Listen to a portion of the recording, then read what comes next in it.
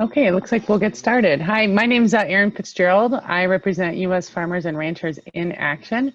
We are really excited today to get started on a conversation with farmers at Climate Week. U.S. Farmers and Ranchers is a movement of 54 different farmer and food makers in the value chain, really looking to work with leaders across the value chain.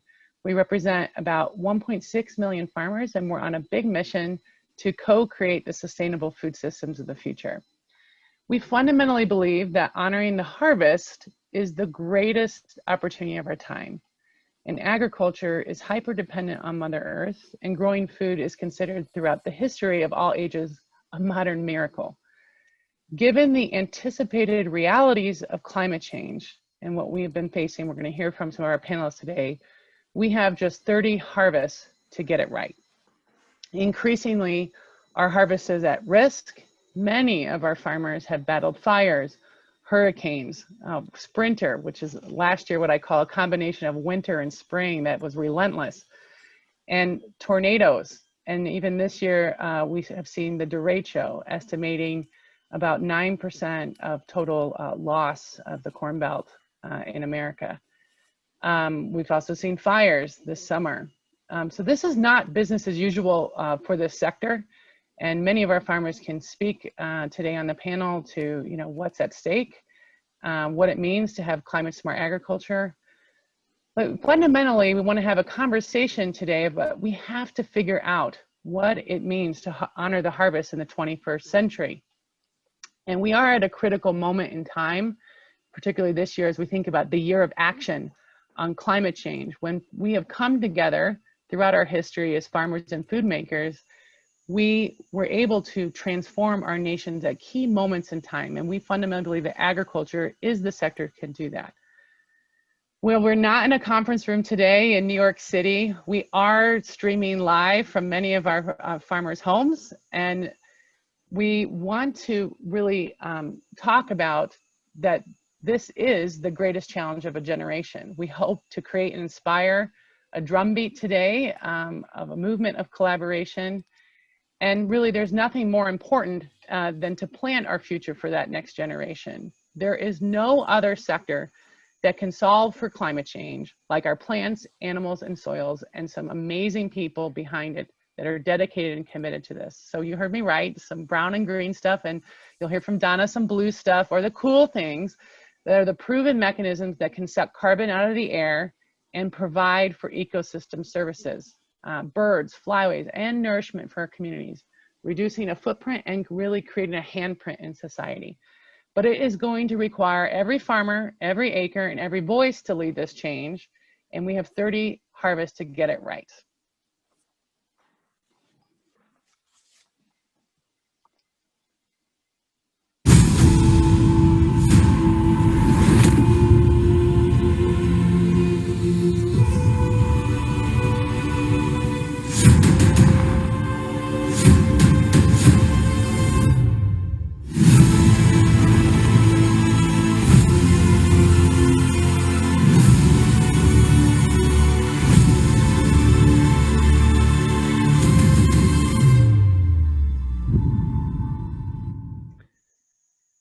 I would encourage you to take a minute after this, due to broadband issues, as one of the issues in rural America.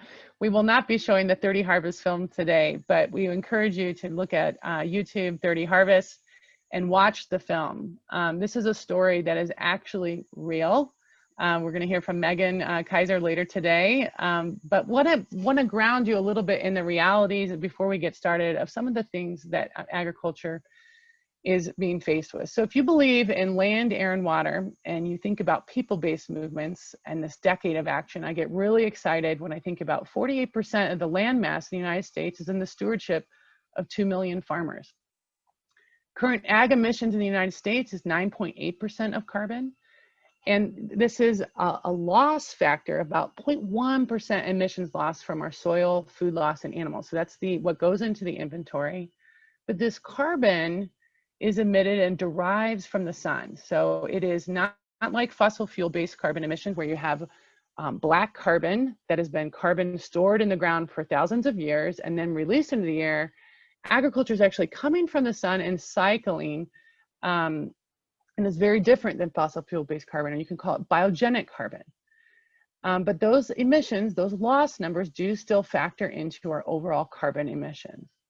Now, our soils are currently sequestering 100 times more carbon than is currently emitted in the US in a given year. So the way to think about it is our current soils is actually acting as a savings bank, if you will, for future generations.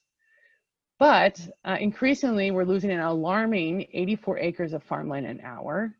And that farmland is incredibly important. If you look at recent NASA imagery, satellite imagery, you know, we believe that our agriculture lands is actually a carbon sink and could potentially be a solution for disrupting and enabling a carbon cycle and a transition to a net zero economy.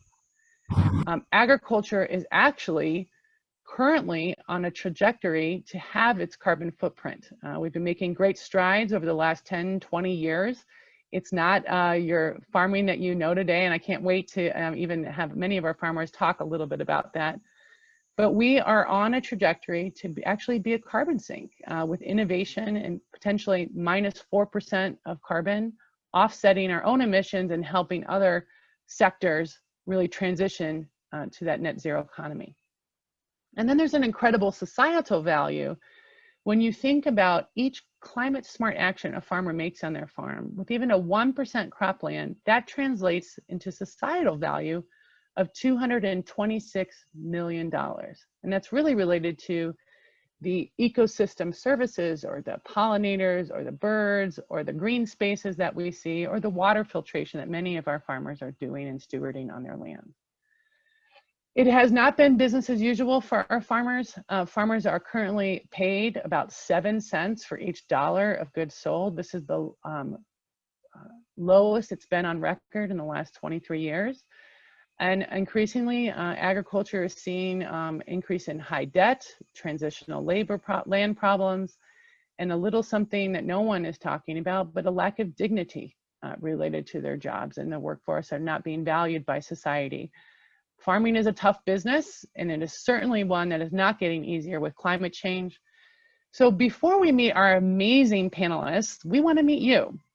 We believe fundamentally in a multi-stakeholder dialogue and collaboration on these tough issues. So we want to hear, we're going to do a quick poll. Where do you sit in the value chain?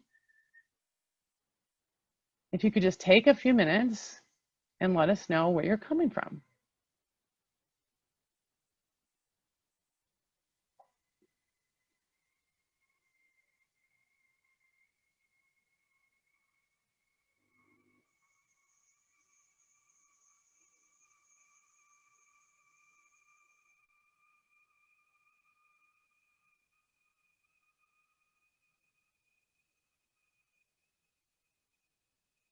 Almost done, getting them in.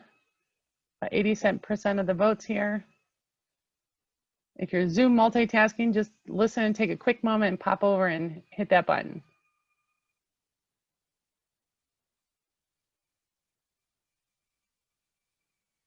Okay.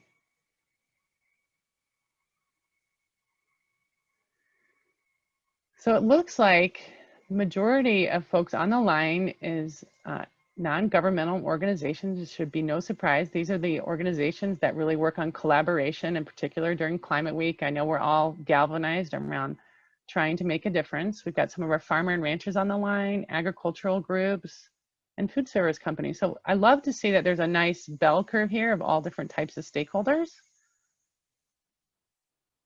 And we're going to do one more poll because agriculture is so hyper dependent on location. We wanted to really also understand, where are you coming from, particularly in this digital world?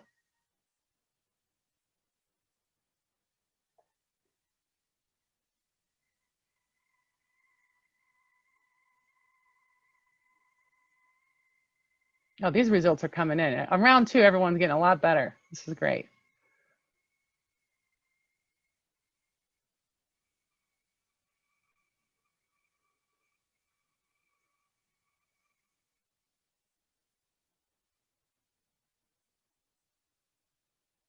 Okay.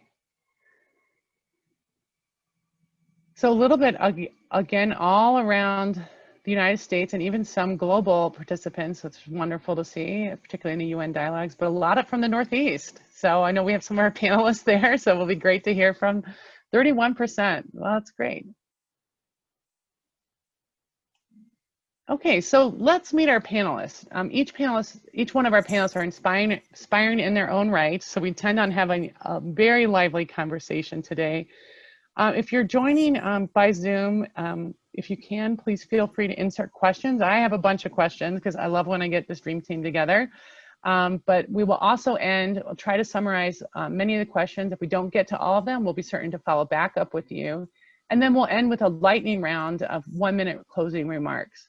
So if you can just take a minute, if everyone could just please introduce yourself and your farm and tell us what you've been doing. And then we'll go around and we'd love to hear from each one of you as you imagine and think about the grand challenge of the next 30 harvest. Why the sense of urgency in your words and why should we care? So if we can just start with David, our partner from World Business Council for Sustainable Development, who has been one of the inspiring partners to help us get to this point this week in climate change. You know, David, just take a minute and introduce yourself. Hey, Aaron, thank you so much for having me, and Chip Bowling as chair of USFRA, a shout out to you as well. I've been lucky enough to be on your farm in Maryland. Yeah, David Bennell from the World Business Council for Sustainable Development. We're a Geneva, Switzerland-based organization of 200 plus of the world's leading businesses, about 80 to 83 of whom are directly active in the food and agriculture value chain. And I'm one of those people that happened to fill out the poll from the Northeast. I'm calling you from the coast of Maine. We have offices in London, Geneva, as I mentioned, New Delhi, Beijing, and Singapore.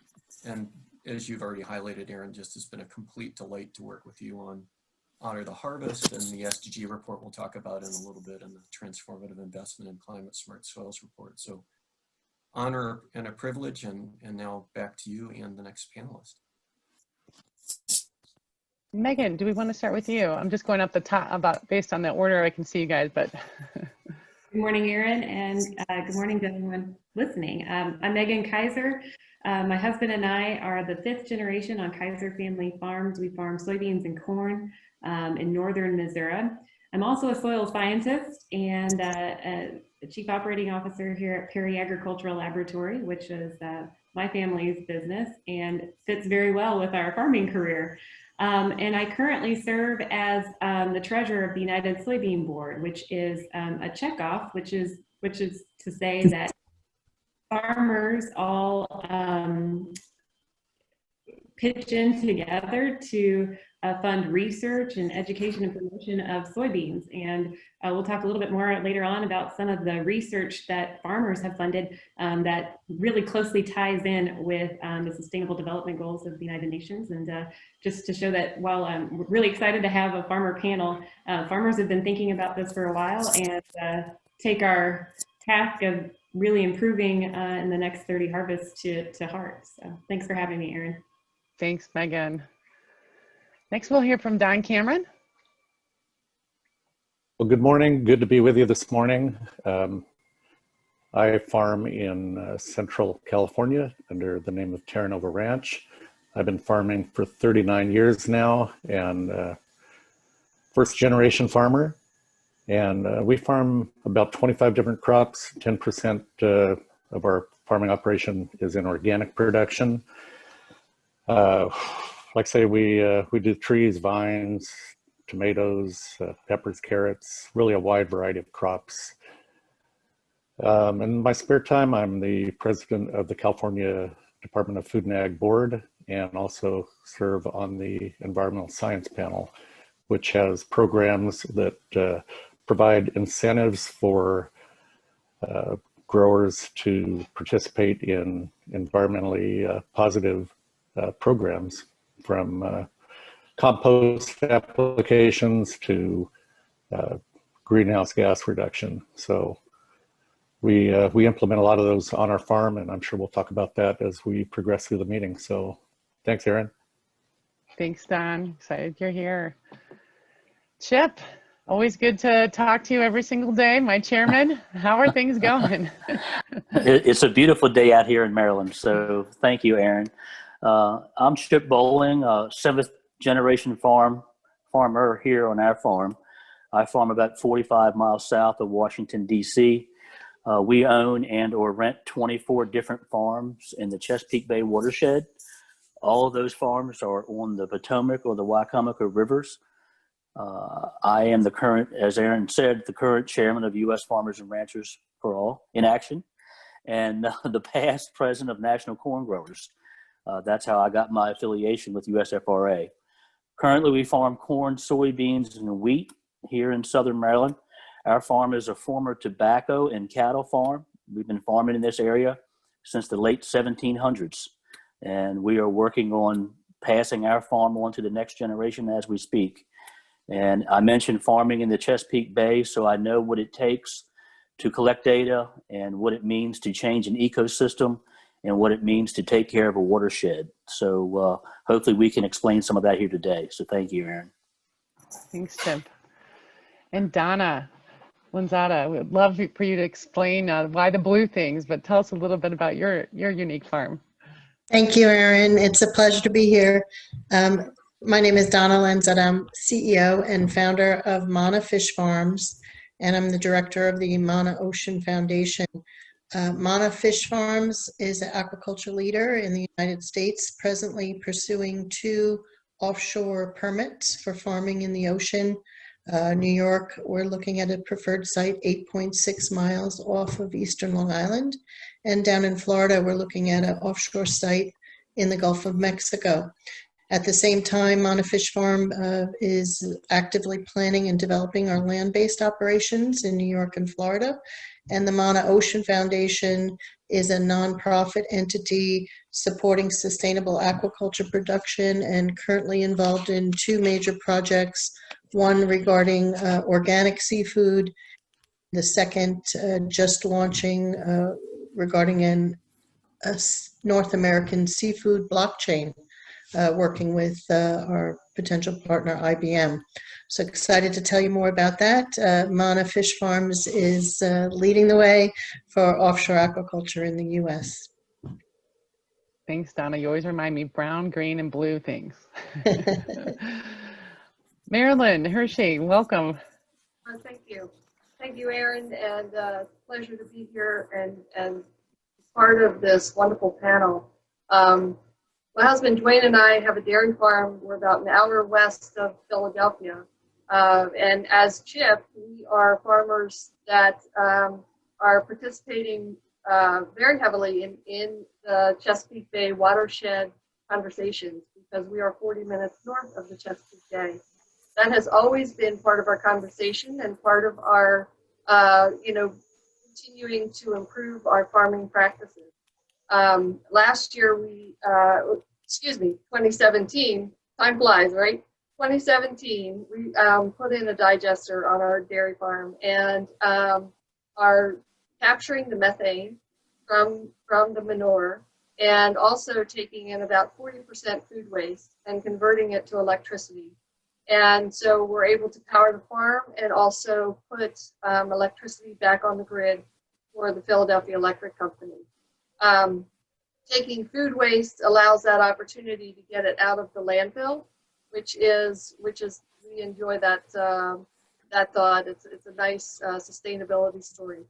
I also serve as chairperson of DMI, which is Dairy Management Incorporated, and that is the dairy checkoff. As Megan described with soybeans, every commodity has a checkoff program, and so our board is overseeing the checkoff dollars, promotion, research for dairy. So thank you. It's a very nice opportunity to be here. So I hope you can see the breadth and depth of this panel, all different types of agriculture, really all over the country, really in their stories. I think you'll hear throughout the panel today the different types of agriculture that they're producing. What I want to think about and ask all of you guys, so many of us are here during Climate Week to really think about the sense of urgency and climate action that's required. And for agriculture, we've been saying that this is our grand challenge, the next 30 harvests. This is the greatest challenge of a generation. if you could each just in your own words, and we'll try and go in the same order, why the sense of urgency? And in your words, why should we care, particularly about this sector when it comes to this conversation? So David, I'll start with you because you really have that bigger, broader viewpoint at both global and then in your work with World Business Council. Thanks, Erin. Well, also just look, a shout out to the panelists. I'm a veteran of Climate Week over the years, and to have the farmer and rancher voice at Climate Week and being listened to is just hugely important. These are essential workers if there ever were essential workers. So part of my job will be to answer your question, but also to get out of the way so these really cool people can talk. I think I'll take the 30 harvests and up it by a decade. I actually had to write it on a sticky note so I get this right. In the next 40 years, we'll need to produce the same amount of food that humankind has produced in total over the last 8,000 years. In the next 40 years, we need to produce more food than humankind has produced in total over the last 8,000 years. That's a bit of a heavy lift. How we do that in a way that feeds everyone a healthy, sustainable diet within planetary science-based boundaries, well, that's of course the $64 trillion question. So when I think about 30 harvests, I guess I took it up by 10, Erin. You know, we have a major lift, but I think we're very capable of doing it. We can feed a planet of 9 billion now. We happen to waste about 40% of the food that never reaches a human or other animal stomach. So we have the ability to do this. We need the will, the intention, and the community and the partnerships to make that happen. And you know, USFRA is one of those key places that WBCSD is working to really try and make this happen for all of us, for people, climate, and nature. Back to you. Thanks, David. So Megan, you were the star in the show 30 Harvest. So I know in particular you've thought about this grand challenge for quite some time. You know, why the sense of urgency in your words, and why should we care? Well, thanks, Erin. You know, last year our farm spent 6 months underwater. Literally, we were flooded by the Missouri River. Nearly 90% of our ground was flooded, and it was very disheartening. And so it was maybe destiny, I guess, that the 30 Harvest film was filmed last year. It was actually in between two peak floods for us. And it really made us think about, it's very difficult to look at our now 5-year-old son and say, how are we going to make sure that we're the 5th generation and that this can go on to the 6th? And thinking about how important it is to provide food, but also, you know, when I look at soybeans, I see a whole plethora of industrial uses where we are growing an alternative to fossil fuels, not only in energy, but also in things like rubber and asphalt. You know, that we're really not only capturing carbon and sequestering it on our farm, but we're also growing alternatives to really improve the earth for future generations. And so food has always been a focus, but there's so much more that we can and are doing in agriculture that I think is really inspiring, and it really helped us keep going in a difficult time on the farm. Thanks, Megan.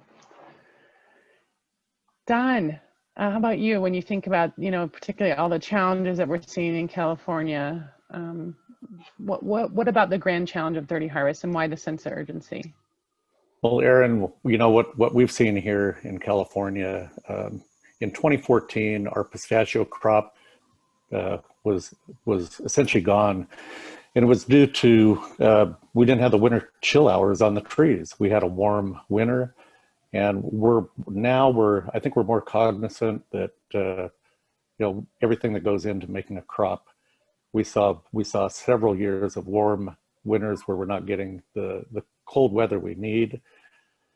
You couple that with the hot summertime temperatures. We just had a record August, and we have tomatoes that are setting fruit during that period. Blossoms fall off when we get 112, 117 degree temperatures. And we're not talking about an individual weather event. This has been a general change in our climate.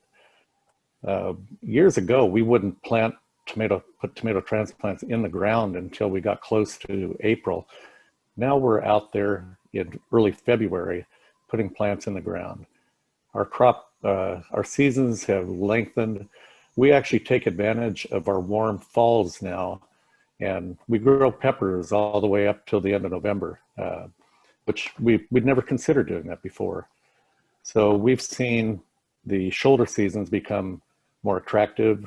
The summers have become difficult because of the temperatures that we encounter.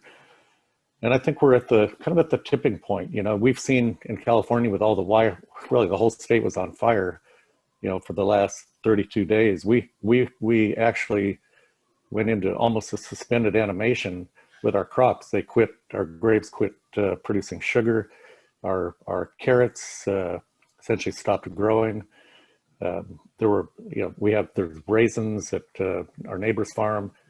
They're on the ground drying. They wouldn't dry until we finally gotten some clear weather again. So I think that, you know, we have a lot of challenges, and I think we're just beginning to scratch the surface on what we can do on farm. I think there's a lot of potential as we move forward. So thanks. Well done, and a lot of changes. It sounds like a lot of adaptation. Always. Wow. Chip, how about you? You know, I know you've been leading the charge really on the sense of urgency. Tell us for you what 30 harvest means. Well, 30 harvest for me, and in fact, we're in the middle of a harvest now, and we've been harvesting for hundreds of years here on our farm, but for 30 more harvests, you know, that puts me at 87 years old in 30 more years. We're already thinking about, as I mentioned, you know, passing our farm on to the next generation. And it's up to me for us to continue to make our farm better and the farms around us better. As David mentioned, you know, we've got to produce a lot of food by 2050. We're going to have close to 10 billion people. We're going to have to increase our production by about 70% across the globe to feed those people. We know that a changing climate is going to limit our ability to produce enough food if we don't address it now. So I feel like it's my job to address it every day and have my family be part of that solution. You know, I mentioned farming in the Chesapeake Bay, so I know it takes years to improve soil quality. I know it takes years to improve water quality, and it takes years to collect data that we're going to need by 2050 to prove that agriculture is going to play a huge role in preventing climate change. We know that, and we've got to have the data to provide that and prove it. So if I want to help prepare a climate smart ag system on my farm, I need to do that across our country and across the globe. And by doing that, I think that we can restore our environment through agriculture. I think that we can revitalize the appreciation for agriculture. I think that if we invest in the next generation of technology and innovation and financing, somebody's got to help pay for this. We need to keep pushing forward. And I think if we do all those things, we can strengthen the social and the economic footprint around the world through agriculture. So that's my hope, is to not only work on my farm, but help other farmers and ranchers like me, not just in the United States, but around the world. Thanks, Chip. Let's see, my screen just changed, guys. Apologies. So Donna, how about you? When you think about the next years and the challenges, and why the sense of urgency? Well, I think that it's wonderful what our farmers are doing in our nation now to provide food for our country. And the time has come where we need so much more protein, and we have to look to the oceans to help and be part of the solution. So I think it's urgent that we get out there and do it right. And I think that when we look at 91% of our seafood in the US being imported, It's just unbelievable that we would have a $22 billion trade deficit in seafood. It's such a healthy, wonderful protein. We now have the tools where we can go into the ocean and farm sustainably, and that's without antibiotics, without chemicals, without introducing anything foreign into the ocean environment. We can use automation and technology to monitor our behavior and to provide comfort to those who are watching that we're not harming the environment in any way. And to just think about the potential for ocean farming, if we utilize 0.1% of our exclusive economic zone, we could grow an amount equal to the total wild capture. So, you know, that's 9-10 billion pounds of seafood in 0.1% of the EEZ. And so urgently, it's time to get started. We're committed, MANA is committed to do this transparently so we can teach the nation. It's happening around the world in a very wonderful way in countries like Norway and Mexico, Iceland, and Canadians are ahead of us. But in order to meet the goals of the UN SDGs, ocean farming done right is part of the solution. Wow, so really looking at innovation at scale. I love it, Donna. Marilyn, how about you? When you think about the 30 harvests and the next challenge, the sense of urgency, why should we care? Absolutely, there's a sense of urgency.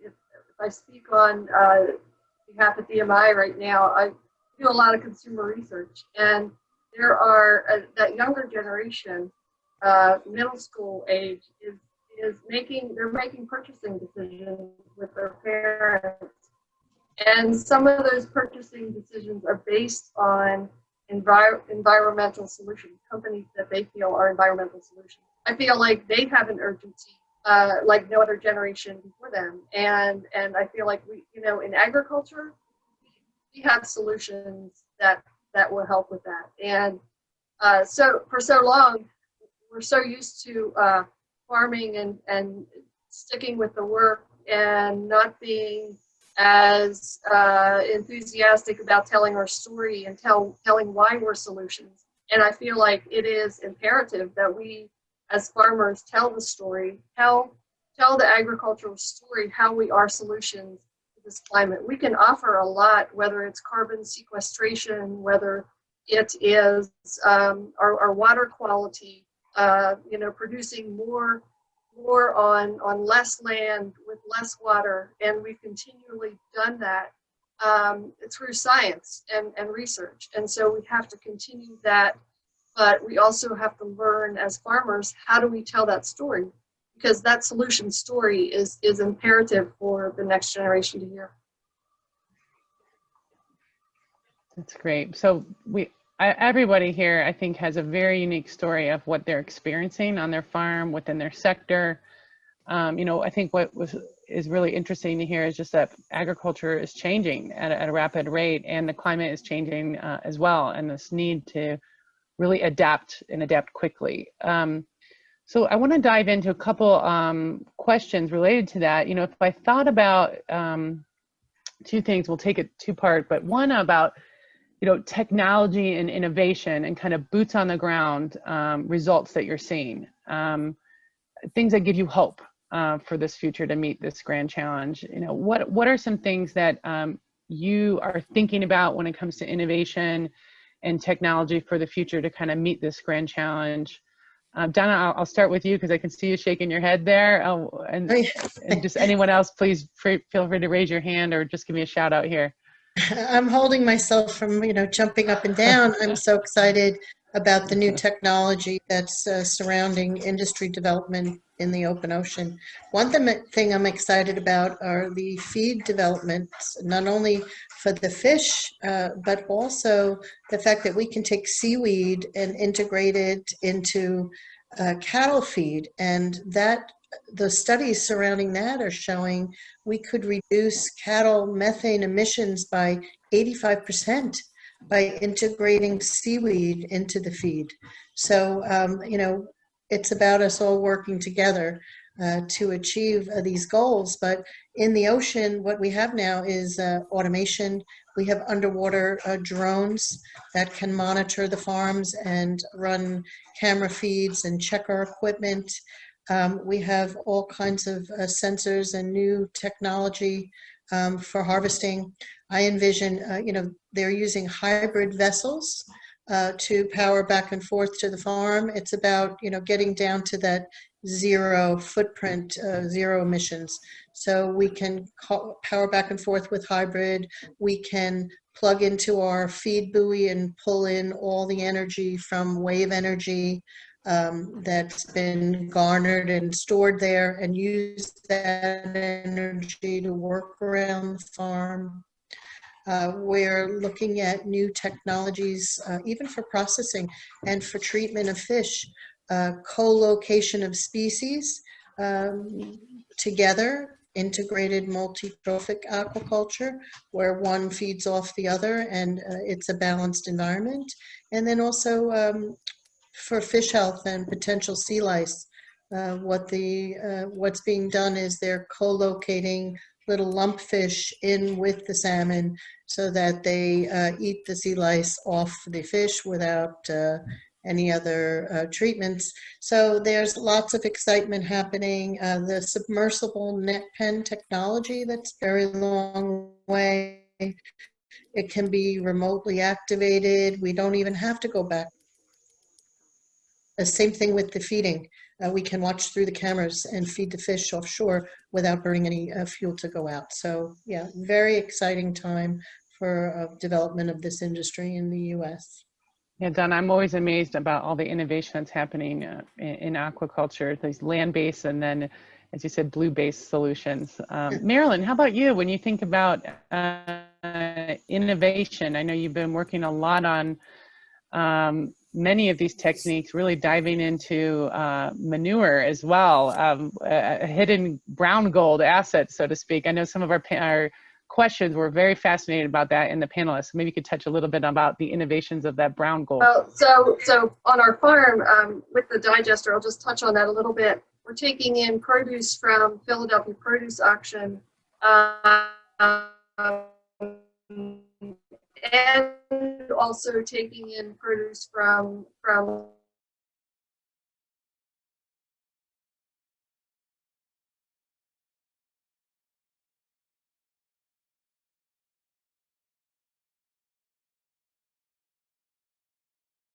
takes that product that would be thrown away and converts it into electricity. We're also doing something with the food from the produce auction that would normally be thrown away, and we're feeding it to our cattle. So it is not uncommon for me to walk the barn and see limes and lemons and watermelon pieces and things like that, and sweet corn last week. And the cows love that. They eat that. So it's really a great source of recycling. But when we look at innovation, speaking on behalf of DMI, we have really jumped into this year with an initiative called Net Zero Initiative, where we have tracks for every size farm. Our size diversity in this country with dairy is one of our strengths. We have very small farms, we have very large farms, and we have to have tracks, we have to have solutions available for each size farm. This is not something we're saying is mandatory, it's voluntary, and we're not saying every single farm in the country will get to net zero, but every farmer can contribute something. So it's about the collective collaboration and contributing. And there is some farms that at scale that we are testing some innovation. We're testing new technologies that we're hoping as they come into fruition that they will be able to be scaled back for smaller farmers. So we absolutely have pathways for every size farm, but really working on how can we develop that technology that moves us forward to being net zero. That's great, Marilyn. And just a further question on the digester, when it's combined with the food waste, you get the green energy, but on the back end, really looking at it as a soil amendment and natural fertilizer. Can you explain kind of the innovation both on your farm, but in the future of really looking at the ability to have natural fertilizer as it relates to the manure or the extracted nutrients, natural fertilizer, and potentially the compost that's coming from the digesters. Yeah, absolutely. So we actually have two products that will come from the digester. One is liquid. It contains the nutrients, the natural nutrients that you get from animal manure, which is just critical for our soils. That goes onto our soils. It's a natural nutrient. It's something our soil needs to remain healthy, to grow healthy crops, to grow better crops. It's overseen by a soil scientist specialist that makes sure that the levels that we are putting on, again, we're near the Chesapeake Bay, and it's very critical that we get this right and we farm responsibly. And so you look at those, making sure that the nutrients being applied help the soil and but within a limit, right? And then there's also a product we get from the digester that is a compost. It looks like peat moss. So in fact, there are some dairy farmers that will sell it to Walmart bagged as called magic dirt. So it is a organic compost, organic matter that can be sold back and used. Landscaping companies will use it. People will buy it in bags, and it's great fertilizer for your garden. We use it back in the stalls in the barn, so it's recycled on our farm, and it provides a nice soft bed for the cows to lie on. So it can also be recycled on our farm, and then that just recycles back through the digester. So there's a lot of different ways. There are new technologies coming. There's technologies being tested that will take some of that, take the nutrients and pellet the nutrients, and then can be sold to companies or other farmers that are looking to apply in a pelleted manner. So there's a lot of technologies that's coming down the pike. I think it's just a critical area that we continue to innovate. Great. Well, thanks. I mean, I know it's always surprising to hear all the stuff that's potential with manure. Don, would love for you to think, so much is happening, particularly that you're seeing in California and growing fruits and vegetables. When you think about the innovations of the future, what are you thinking about? Well, before we get off the manure subject, yeah, we've found the same thing, with our organic. We started growing organic in 1993, and we started using, chicken manure for our nutrients. And we found that our nutrient levels increased really nicely. And so we started taking that practice and using it on our conventional fields as well, cognizant that we have to worry about E. coli and salmonella on any fresh produce. But we know that the manure we're getting now has been pasteurized, and we use about 35,000 tons a year on a lot of our crops, those that have kill steps. So we're especially careful. But when we look at some of the specialty crops here in California, one of our main goals is, we're always short of labor, and labor is becoming really critical. We're looking toward automation in that respect, robotics. The problems we run into there, a lot of these crops are minor crops, and we can't get the attention of some of the major commodity crops in the U.S., corn, soy, cotton. The acreage just isn't there. And so we're finding that there are specialty companies and there are technology groups that are getting together to try to develop a platform that could be used over several different crops that may have similar traits that could be picked with a machine. We also look at innovation in irrigation on farm. Everything in California in the San Joaquin Valley is irrigated. We have virtually no dryland farming. And so with the cost of water and the scarcity of water here in California, back in 2009, we changed almost all our crops to subsurface drip irrigation. And we've tried to automate where we can. We run into real problems because our broadband is horrible. We don't have reliable broadband. so that we can, it's more difficult to monitor. Even our cell service on parts of the ranch is pretty much non-existent.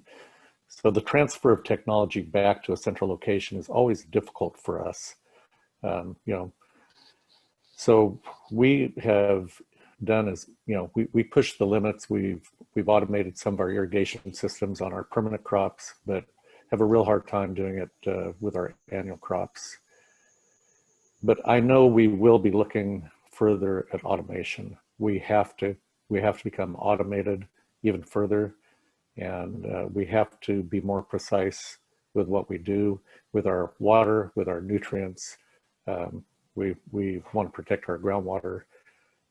We have a big ongoing groundwater recharge program where we capture floodwater, bring it on farm to store during flood periods, prevent flooding downstream, but also to rebuild our aquifers that have been severely depleted over the years. So we have a lot of balls in the air here in California, a lot of issues that we face. So we try to keep change.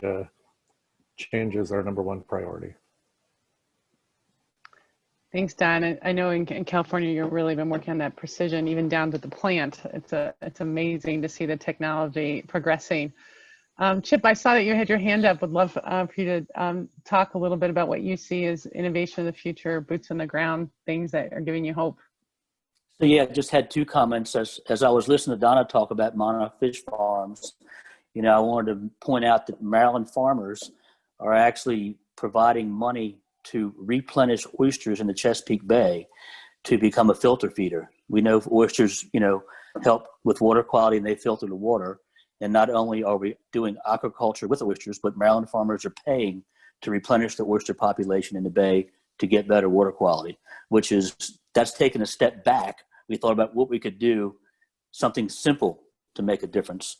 On the technology side, as a row crop farmer, our seed traits continue to improve, where we can get more off an acre than we ever have. Our chemicals, we're using less chemicals to get the same results.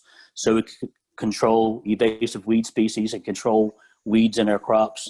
Our equipment continues to get better every day with precision agriculture. So we have precise seed placement, precise chemical application, and we're using, fertilizer in a way where we're adjusting on the go for fertilizer placement.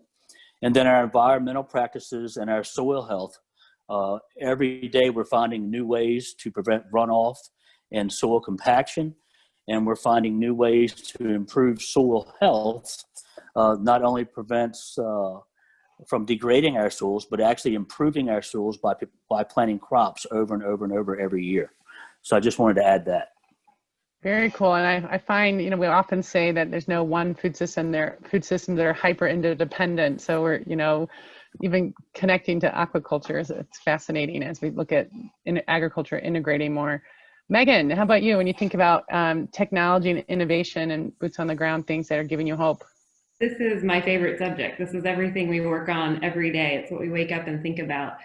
When I hear Marilyn talking about her manure, we take that into the laboratory. We measure the nutrient ability of those different sources, and then we can balance that out. And this is so important because we can take the fertility, and it's not just to grow the plant and to make a productive plant, but it's also to build the structure of the soil. So we improve our water holding capacity, our air holding capacity, and that is the immunity of the soil to really kind of weather the different climate impacts and things that we've seen recently.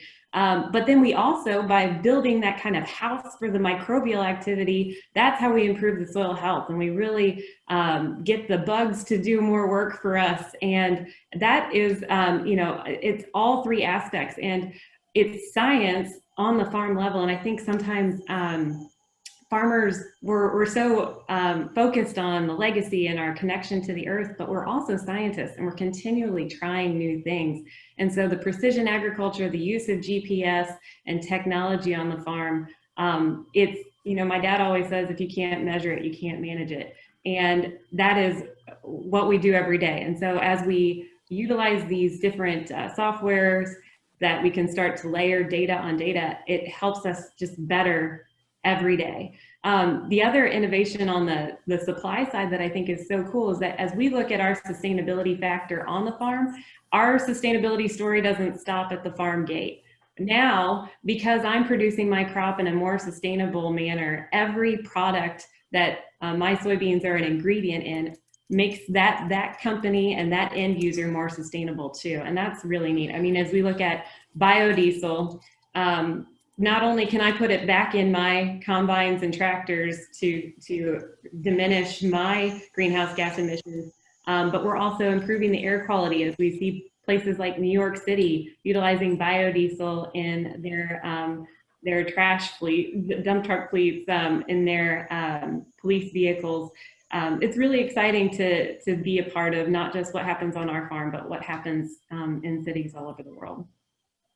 So Megan, I just want to follow up on this soil business, because I mean, we know more about the surface of the moon and Mars than we do know about our soils. I mean, this is the frontier of innovation. And you were talking about the microbials, you know, and that we're finding out it's connected to the animals and all this stuff. Like, tell me, and just let us geek out a minute on soil, if you can, just.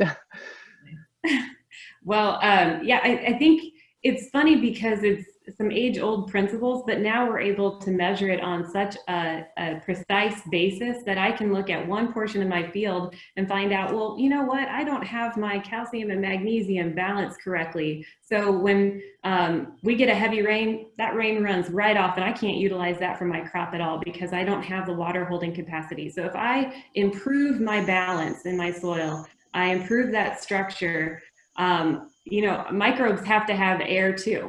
And so when we improve our structure, that improves our microbial activity. And then guess what?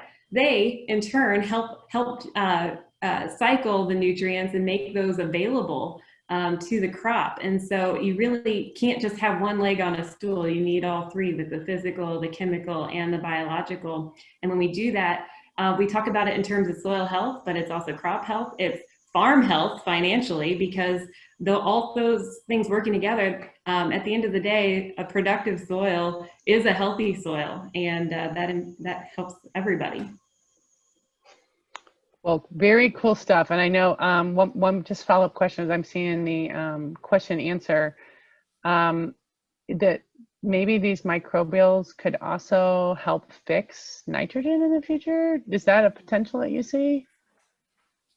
Well, yeah, so nitrogen is stored in the organic matter of the soil. So we have to have the proper carbon to nitrogen ratio. And, you know, we can't just heavy load carbon and not have any nitrogen to help the microbes break it down and turn it into the stable organic matter. And so that's really a great measure of soil health, is really that most digested organic matter in the soil. And that is where we're able to hold on to nitrogen and sulfur. And, you know, half of the nitrogen in my corn crop comes from my organic matter, not the nitrogen that we're adding on the top.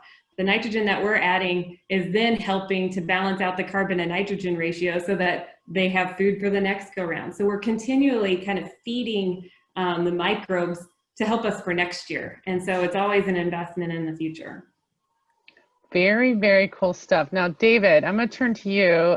You know, as you're hearing this and you're listening to these innovations, you know, what should we all be thinking about? And in particular, I know one of the conversations, but how do we fuel innovation and investment really on these farms to really be able to go tackle some of these goals? I mean, when I'm listening to these farmers, I get so excited, as you know, and I'm sure you are too, but like, how do we help and really move this forward? What does it mean in these broader conversations from your vantage point?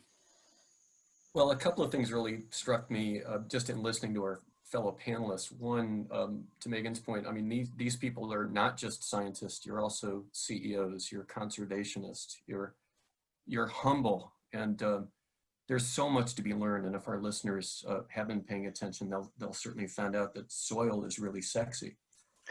From an innovation standpoint, as Aaron, you well know, as do our panelists, we've just completed the U.S. roadmap for U.S. agriculture, SDG 13. We can't not mention this at Climate Week. That's climate action. Pretty much shows that with the right commitments to innovation, US Ag can be carbon positive by 2035. That's only 15 years from now. So there's a whole lot that can be done. I'd also say that farmers and ranchers are circularity superstars. We're tripping over ourselves and other industries trying to figure out what circularity means. There's a lot to be learned from farmers who have spent millennia learning from each other. And then the other thing I would say, we haven't mentioned it yet, but it's hugely important. Chip reminded me of it. There's a huge equity piece here. There are issues like the last mile.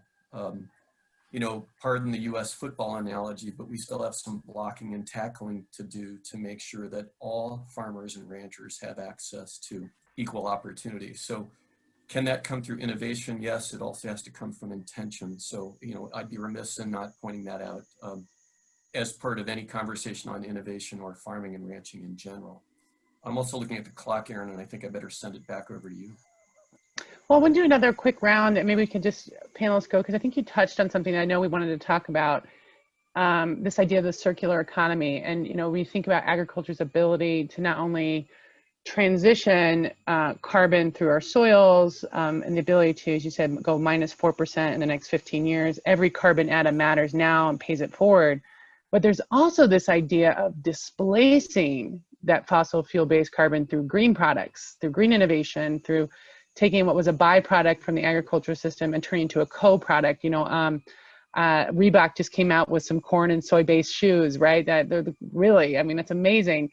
You know, if we thought about products coming from the surface of the earth, green products, and Donna will use the blue products too.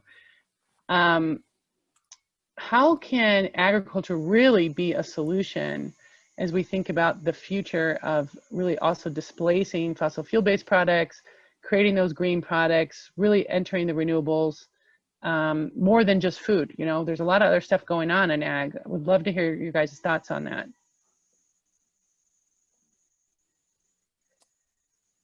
Who do you want first? Oh, it looks like we go ahead, Chip, and then we'll go to Donna. And I see everyone. I know there's a couple things. You say soil, everyone gets excited. Manure, everyone gets excited. Green products. Go ahead.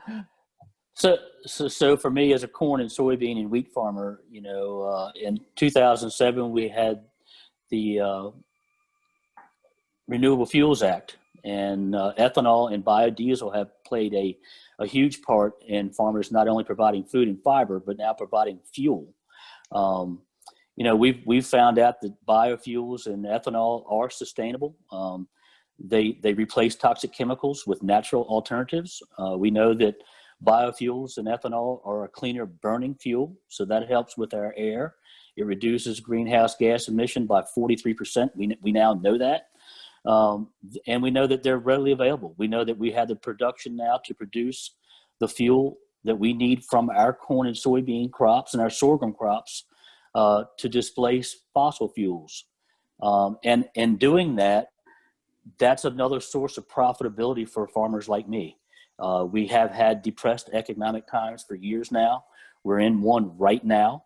And the only thing that we can see that's going to be a main driver in getting profitability back into agriculture is the fuel market. And not only does it benefit farmers, but it provides jobs in small towns all across the Midwest and the country that help with producing those fuels. So not just farmers, but small towns that were losing people and losing jobs can gain jobs in the fuels market. And that, you know, we do know that biofuels and ethanol will give us the ability to help combat climate change. We know that the facts are there and the data's there. So I just wanted to, and not only in this country, but we have other countries buying biofuels from us around the globe to help with their pollution standards. So I wanted to throw that in. So very cool. So green fuels as a potential, as a transitional energy source. Megan or Donna, I think you were next. So go ahead. Okay, so I see ocean farming business plans as being circular, diversified horizontally and vertically, but focusing on utilizing waste and the whole fish. For example, you know, for edible items, whether it's fish skin chips and other things, but looking to use that skin for medical purposes. It's great for bandages, for burn victims, and other medical uses. There's a woman down in Florida. Her name is Lucy Hughes. She's developed a film to replace plastic wrap that's made from fish scales. We also look at fertilizer from the fish trimmings and waste from processing, and also from our fish. And Megan and Don, I made a note to send you a truckload of our Mana Magic Mix fertilizer, because I'm told that the seafood in the fertilizer, it's organic, but it has a special pheromone that is a natural pest inhibitor. So I'd be interested to see what you think about that. But in addition to the fertilizer, there's also the potential for fuel, integrating aquaponics with our land-based hatcheries so we can grow vegetables in the tanks, feeding off the tanks that are growing the fish. So it's an exciting time for these circular plants. And the circle has to include the local economy and the local working waterfront. So we're laying out training programs and education, and building livelihoods and really restoring what has deteriorated over the years, particularly what I see here in my local commercial fishing community. So it's about keeping it all vital and working together. That's great. I'm going to be looking for that bio-based wrap now. Marilyn, or Don, go ahead. How about you, thinking about this bio-based economy? Yeah, so much of what we grow is actual food crops that really go straight into the processing industry for commercial food service, schools. But we actually are growing some corn for a local. We're growing organic grain corn for a local chicken supplier. And they provided us the fertilizer to grow the corn from their facilities. So we use their chicken manure to grow grain corn that goes back to feed the organic chickens. It's totally circular, and it's a pretty good example of what one of the ways we're incorporating this. But California, the #1 crop now is almonds. 1.3 million acres currently, and rising as we speak. And we've got a really innovative program to where we're doing whole orchard recycling.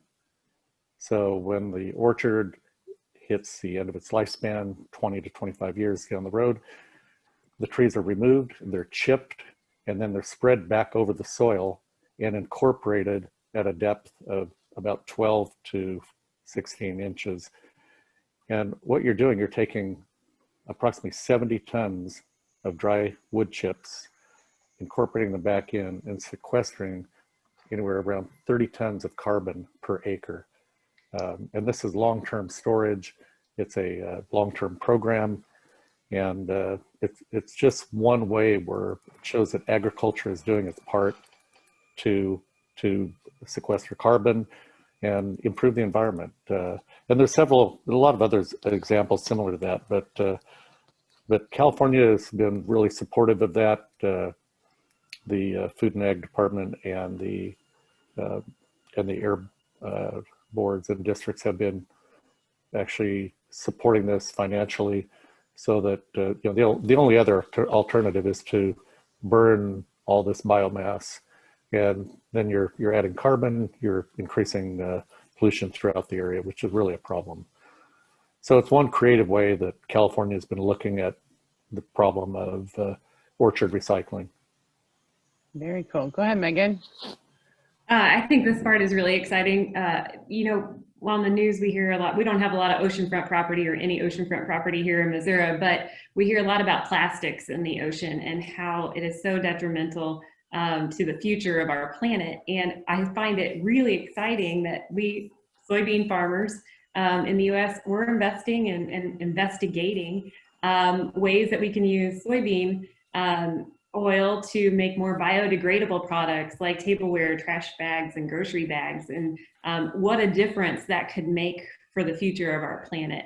the other thing that is really exciting is that we, through the checkoff, we've worked with Goodyear tires, and already in 2020, about 25% of Goodyear tires is using soybean oil rather than fossil fuel petroleum oil, and that they think by 2040 we'll be replacing it completely. And so it's another project that we're doing is asphalt, and how, you know, we need roads everywhere. What better way to use a sustainable product that we can grow here in our green fields while we're doing other great things like sequestering carbon and harnessing the sun's energy to really make everything around us, our infrastructure, more sustainable. And so these are just a couple of examples. Like Chip said, we can do food and fuel and fiber all at the same time.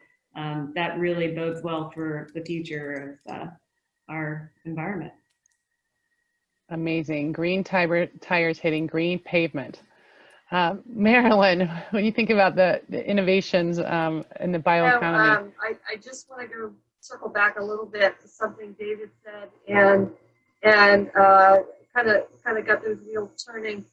There's so much innovation out there that is available to farmers. There's so much more we can do, but it is very, very expensive, and really it can't happen. You know, farmers will not be able to innovate. They'll not be able to make the decisions if there isn't financial backing. And you know, it really shows the collaboration, the coming together, the action part, Aaron, that is so necessary. I saw a statistic last year that more than $15 trillion is going to be invested in innovation, and you know, to improve the climate. And if we look at that, you know, we have to have a part of that to be able to move forward. There's so much we can do. There's so much we can do for this planet if we have the funding to help us innovate. And so, David, I appreciate you bringing that up. Many times we don't think about that, but it has to be a collaboration across the entire sector that comes together and makes this possible. David, back to you. As you listen to all these stories, I think, you know, how do we unlock this potential? Well, a couple of things are happening. One is, as investors look at carbon and climate change, it's becoming more and more recognized that this is a true financial risk. So there's a risk management reason for investors, as well as a future return reason for investors to pay closer and closer attention to food and agriculture. You're going to all steal this idea for a bumper sticker when I say it, but I want to make a bumper sticker that says food and fiber can fix it, because I want to reinforce what other panelists have said, that whether it's creating even more wonderful soils and the micronutrients that come from that. 65% of farmers and farm families in the world are food insecure, by the way. That was pre-COVID. How ironic is that? So, you know, I think there's a tremendous opportunity across the value chain for the planets to align, or at least this planet to align. We're also seeing long-term investors, pension funds, retirement funds, sovereign wealth funds, and others pushing for more innovation, but pushing for more innovation that's equitable across the value chain. So it's not just benefiting all of the investor community and the corporate community, but it really does benefit farmers, ranchers, growers, et cetera. So I would say, Aaron, sort of big tent solution problem, big tent solution for all of us to work toward. And again, just to make a plug for the Sustainable Development Goals, this is the UN Climate Week. SDG 17 is all about partnerships. So it truly is going to take a cross-partnership approach to solve for these giant systemic systems issues. So we got 4 minutes left. I want to do a lightning round based on some of the questions and some things that you guys said. And I think teeing up on the question you said of partnership, you know, we often say every farmer, every acre. I see all the diversity of different types of farmer leaders here. If you think about what we can learn from our tribal leaders, our native producers, and also just learning from other types of agriculture, if you could just give kind of a quick one sentence, what can we start learning from each other as we think about that mechanism for collaboration?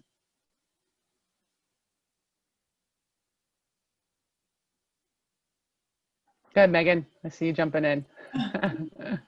Well, I think the diversity, I think having the conversation where if you're not from a farm, you don't know what we're capable of, and maybe we don't know what other farms are capable of too. And so a lot of this is just having this conversation of, wow, Donna, you've got fish meal that could help my farm. What's your proximity? What's the carbon footprint of getting that input to my farm?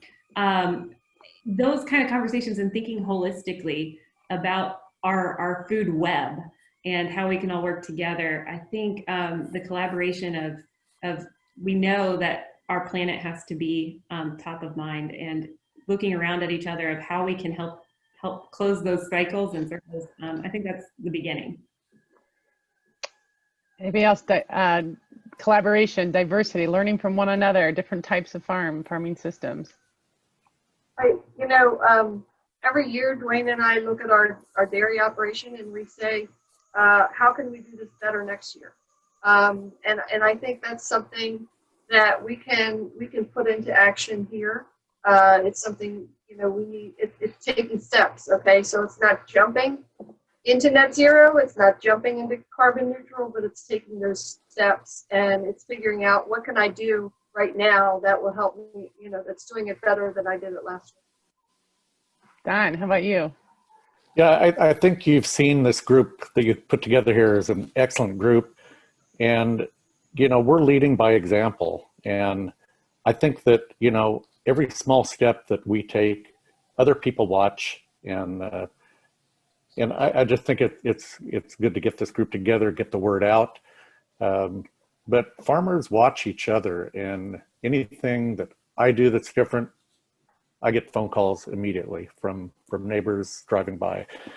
And I think growers and farmers want to be innovative. I think they want to look for opportunities to do their job better and be more profitable long-term, because that is sustainability.